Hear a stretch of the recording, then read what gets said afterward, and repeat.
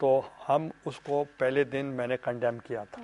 یہ کوئی اچھا واقعہ نہیں ہوا, بڑا افسوسناک واقعہ جس کے لیے ہمیں دکھ ہوا ہے.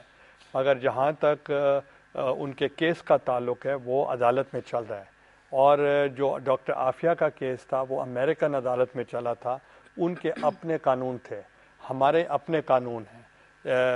جو بھی فیصلہ عدالت کرے گی ہم اس کا احترام کریں گے. وہ جو کہہ رہے تھے کہ امریکہ دیکھیں ہمارے اوپر کیا پریشر ہو سکتا ہے, چونکہ عدلیہ میں کیس ہے, عدلیہ فیصلہ کرے گی. I have to make a correction of an earlier statement I made. Swati صاحب نہیں, حامد سعید کاظمی صاحب کا تھا, ان کے فارن کرنسی اکاؤنٹ سے تھے, وہ باہر نکلے تھے, بٹ آپ نے وہ آنسر کر دیا. مائی کویشچن از ویری سمپل. ایک طرف آپ کہتے ہیں بین الاقوامی قیمتوں کا ہمیں دیکھیں جو آپ نے تھوڑا سا ریفرنس دے کہ اب عوام کو تو بتا دیا ہے, جہاں تک فارن کرنسی اکاؤنٹ کا تعلق ہے یا کچھ ہے, these are all observations, let the evidence come to the court, پھر ہم اس پہ کمنٹس کر سکتے ہیں. مگر ابھی it's before time to you make some allegation. اور کال ہمیں لینی ہے. جی السلام علیکم. ہیلو جی السلام علیکم. جی السلام علیکم. جی کیا سوال کریں گے, کون سا بات کریں, پہلے نام بتا دیں. عدیل خان بول رہا ہوں پشاور سے. جی عدیل صاحب. جی میں نے پرائم منسٹر صاحب سے سوال کرنا تھا. جی جی کیجیے. ہاں جی, میرا سوال یہ ہے پرائم منسٹر صاحب سے کہ جو یہ سی این جی کی اور اس کی جو گیس کی لوڈ شیڈنگ ہے, اس سلسلے میں ہم یہ عوام کو جتنے بھی مسائل درپیش ہیں, اس سلسلے میں یہ پرائم منسٹر صاحب کو یہ کہنا چاہ رہا تھا کہ جیسے یہ کنسنسس کے ساتھ چل رہے ہیں, ہم سارے ان کو اس وقت تنقید نہیں کرنا چاہ رہے ہیں ان کی حکومت پر, لیکن ان کی مدد کے لیے آگے بڑھنا چاہ رہے ہیں. یہ بتانا چاہ رہے ہیں کہ ہم پاکستانی قوم متحد ہیں, لیکن اس کے لیے یہ مشورے دینا چاہ رہے ہیں کہ جو ان کے وزیر آگے یہ کہتے ہیں کہ ہم ایل این جی لا رہے ہیں, جو سی این جی پر ہو رہی ہیں جو چیزیں, جو ایران کے ساتھ پائپ لائن کا ایشو ہے, اس سلسلے میں ذرا پیشرفت جلدی ہونی چاہیے کہ ان حکومت کو 3 سال گزر گئے ہیں, ابھی تک ایل این جی تو آئی نہیں ہے. اس سلسلے میں کچھ کریں تاکہ اس آلٹرنیٹ انرجی کی طرف آئیں, کیونکہ یوں تو جو گھریلو صارفین ہیں ان کو تو بہت مشکلات کا سامنا آ رہا ہے. دیکھیں یہ آپ کا بہت امپورٹنٹ کویشچن ہے. آج کونسل آف کامن انٹرسٹ کی میٹنگ تھی, اس پہ بھی ہم نے اسی پوائنٹ پہ ہم نے چاروں وزراء اعلیٰ کے ساتھ ڈسکشن کی, اور ان پرنسپل ہم نے ایگری کیا ہے کہ نئے ذخائر جو ہوں گے ان کو بھی ایکسپلور کیا جائے گا, اور اس کے اندر نئی اسٹریٹجی جو ہے وہ کل آپ کو سامنے آ جائے گی میڈیا کے ذریعے. میں چونکہ زیادہ ٹائم آپ کا نہیں لیتا, میں چاہتا ہوں جتنے زیادہ سے زیادہ کالر ہوں وہ میں ان کو اٹینڈ کر لوں. مگر ایک چیز میں بتانا چاہ رہا ہوں کہ جب بھی کوئی آپ کا منصوبہ بنے گا وہ منیمم 3-4 سال کا ہوتا ہے. یہ نہیں ہو سکتا کہ آپ ایک دن میں آپ فیصلہ کر لیں کہ آپ کی کل سی این جی آ جائے گی یا کل آپ کا نیا پاور پلانٹ آ جائے گا, وہ نہیں ہو سکتا. مگر یہ میں آپ کو بتا رہا ہوں جہاں تک Iran Pakistan gas pipeline کا تعلق ہے, وہ ہمارے ہی دور حکومت میں وہ معاہدہ ہوا ہے. اور اسی طریقے سے آپ نے دیکھا ہوگا ٹپی کا تاجکستان اور پاکستان, افغانستان اور انڈیا کے ساتھ جو ہو رہا ہے وہ بھی ہم نے اس کا معاہدہ کیا ہے. It will take about 2-3 years.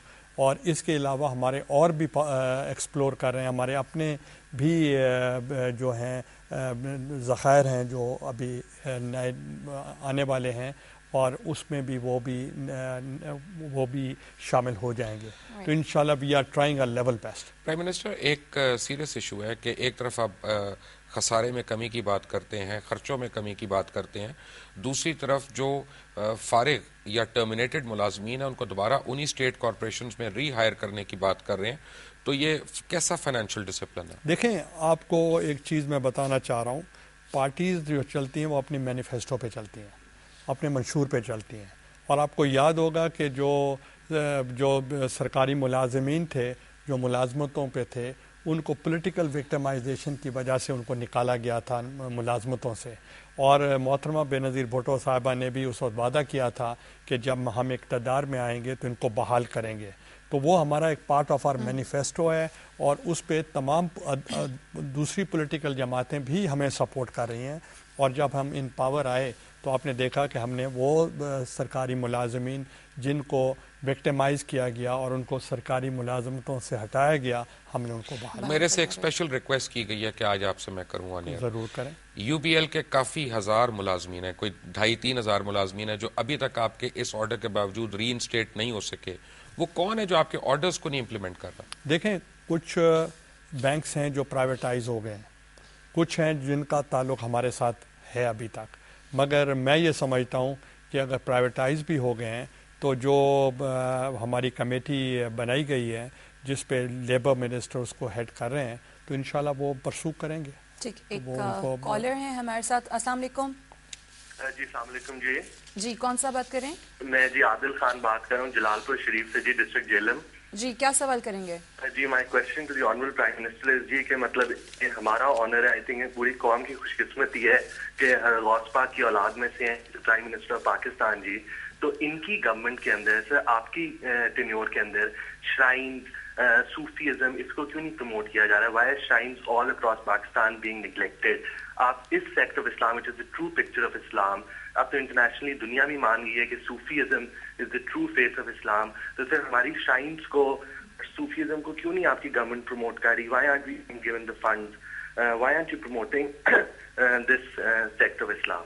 Right, thank you so much. دیکھیں جہاں تک صوفیزم کا تعلق ہے، نیچرلی جو اسلام پھیلا ہے وہ صوفہ کرام کی وجہ سے، علماء کرام کی وجہ سے اور مشائخ اعظام کی وجہ سے یہ جو ہیں یہ اسلام کو فروغ ملا ہے. تو اس لیے اسلام تو ایک ایسا مذہب ہے جو ایک میسج ہے پیس کا، پراسپیرٹی کا، امن کا، اور اس لیے میرا خیال ہے ان کو جو وہاں کے گدی نشین ہیں، جو وہاں کے مشائخ ہیں، ان کو چاہیے کہ وہ اپنا کام کریں اور ہم ان کو ہیلپ کرنے کے لیے. لیکن جب ہم ساؤتھ پنجاب کا ذکر کرتے ہیں نا تو تقریباً ہم دیکھتے ہیں 14 وزیر اعلیٰ اور گورنر ساؤتھ پنجاب سے آئے، ایک وزیر اعظم، ایک اسپیکر نیشنل اسمبلی، ایک صدر پاکستان، 60 یا 65 وزراء ساؤتھ پنجاب سے آئے، لیکن وہ ابھی تک اس ملک کا سب سے افتادہ ترین علاقہ ہے. آپ کو میں اب اپنے ساتھ لے جاؤں گا اور آپ کو دکھاؤں گا ملتان تو کھدا ہوا پورا اس وقت. تو اچھی بات ہے، اس کا کوئی کام ہو رہا ہے تو آپ کو دکھاؤں گا کہ وہاں کام ہو رہا ہے.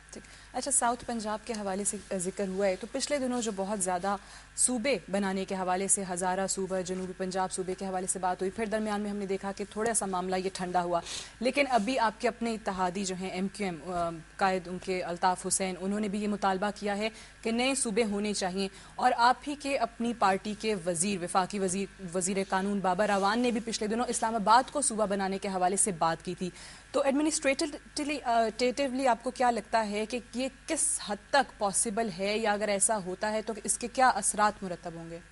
دیکھیں جہاں احساس محرومی ہوگی وہاں یہ صوبوں کی بات ہوتی ہے.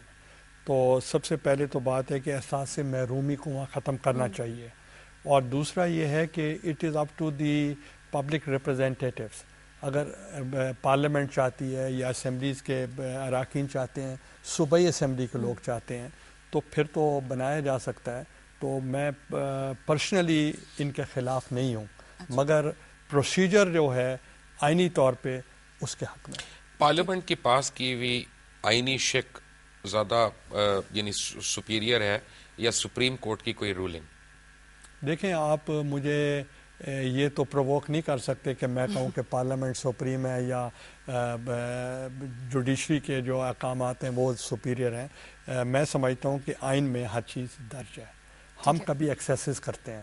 جو کانسٹیٹیوشن آف پاکستان ہے اس میں ایگزیکٹو کے بھی پارز ہیں، اس پہ جوڈیشری کے بھی پارز ہیں، اس پہ پارلیمنٹ کے بھی پارز ہیں، اس پہ پریزیڈنسی اور پارلیمنٹ کے توازن بھی ہے، اور ٹریکوٹمی جو ہے وہ اس میں ڈٹرمنڈ ہے. اس لیے میرا خیال ہے اگر تمام ادارے اپنے اپنے دائرہ کار میں رہ کر کام کریں گے تو کوئی تصادم نہیں ہوگا. We have a caller with us. جی السلام علیکم. السلام علیکم جی، I am Talal Shakeel from Lahore, اور میرا پرائم منسٹر صاحب سے سوال ہے جی کہ ہماری جو جوڈیشری ہے اور لاہور ہائی کورٹ کے چیف جسٹس نے in the past suo motu notice لیا اور چینی کے اوپر چینی کی پرائس پہ ایک پرائس سیلنگ لگا دی. میرا سوال یہ ہے کہ اگر یہ لا پڑھ کر اور وکالت پڑھ کر اکانومی بھی چلا سکتے ہیں اور اکانومی چلانے کے لیے policy matters, national policy matters پہ یہ سٹیپس لے سکتے ہیں، تو ہمارے جو اتنے بڑے اکانومسٹ ہیں ان کو تو پھر گھر بھیج دیتے ہیں، اور ہماری جو گورنمنٹ ہے اس کو تو پھر کوئی مینڈیٹ ہی نہ ہوا گورنمنٹ چلانے کا اور پالیسی میٹرز پہ کوئی سٹیپ لینے کا. تو اس پہ پرائم منسٹر صاحب کیا کہنا چاہیں گے اور ان کے کیا ویوز ہیں؟ دیکھیں میں نے پہلے بھی یہ کہا ہے کہ ٹرائکوٹمی آف پارس جو ہیں وہ ڈٹرمنڈ ہے ان دا کانسٹیٹیوشن، تو اس لیے اس کے دائرہ کار میں کام ہونا چاہیے. مگر جہاں تک former chief justice Lahore high court کی بات کی، اب he is no longer the chief justice.